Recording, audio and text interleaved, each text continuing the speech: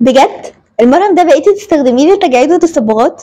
الناس نسيت ان المرهم جواه ماده البيتا سيتوستيرول هي اللي فعلا كويسه، بس ده مش معناه ان انا استخدم المنتج ككل واحطه على بشرتي.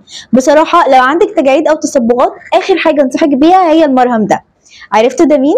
ايوه، هو ميبو. تعالوا اقول لكم ليه.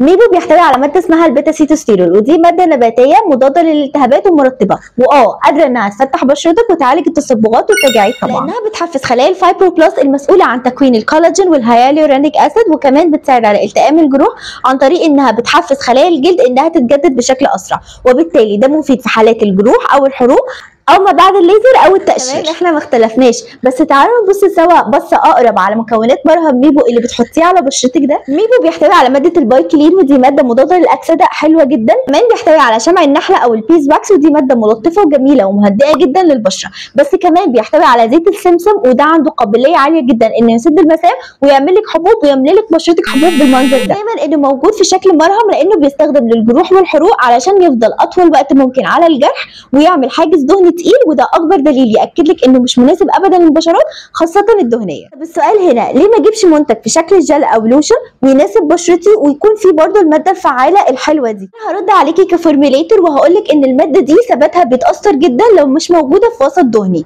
وبالتالي هنبقى برضه بنلف في نفس الدايره. الحل ايه؟ الحل ان احنا نسيب ميبو لاستخداماته العاديه للجروح والحروق. لو انت عندك تصبغات فممكن نستخدم نايسيناميد، الفا اربيتين، فيتامين سي. اما لو عندك تجاعيد فممكن نستخدم ريتينول، هيالورونيك اسيد. من الاخر ميبو ليه استخدامات معينه، ومش معنى ان في ماده كويسه فاحنا ممكن نستخدم المنتج ككل على بشرتنا. اما لو محتاره تستخدمي ايه لبشرتك فاكتبي لي في الكومنتس وانا هرد عليكي على طول.